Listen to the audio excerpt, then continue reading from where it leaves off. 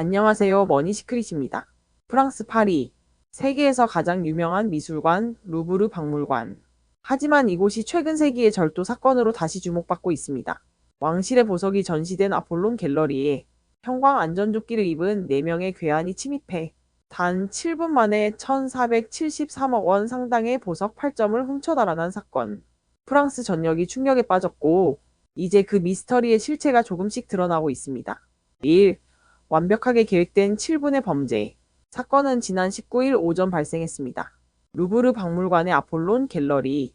이곳은 루이 14세와 마리 앙투아네트가 착용했던 프랑스 왕실 보석 컬렉션이 전시된 공간입니다.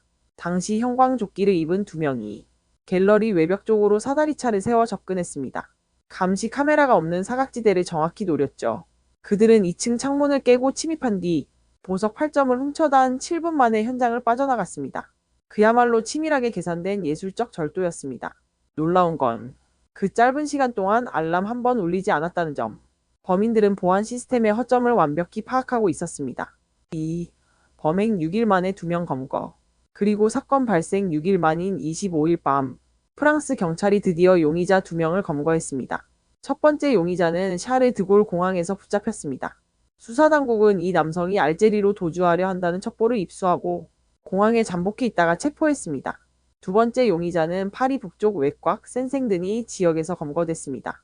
두 사람 모두 센생드니 출신으로 절도 전과가 있는 인물로 밝혀졌습니다.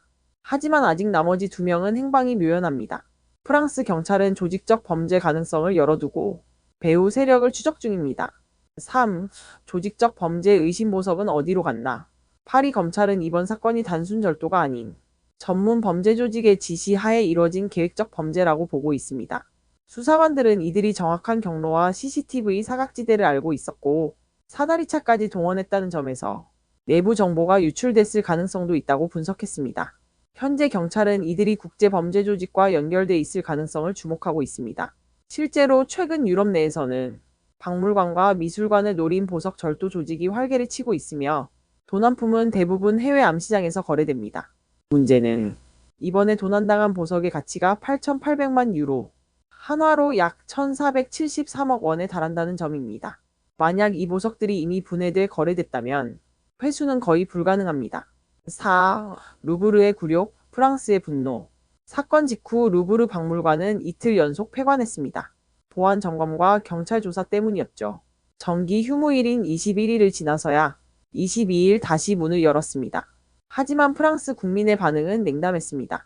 세계 최고의 박물관이 어떻게 보석을 7분 만에 털릴 수 있나? 루브르의 보안 시스템과 관리 체계에 대한 비판이 쏟아지고 있습니다. 5. 수사당국의 신중한 반응. 로르 베키오 파리 검찰청장은 이렇게 말했습니다.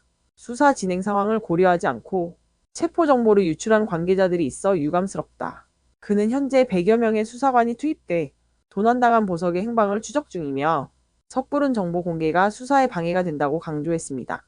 세계의 눈이 프랑스를 향해 있습니다. 7분의 완벽한 절도극, 루브르의 보석은 다시 제자리로 돌아올 수 있을까요?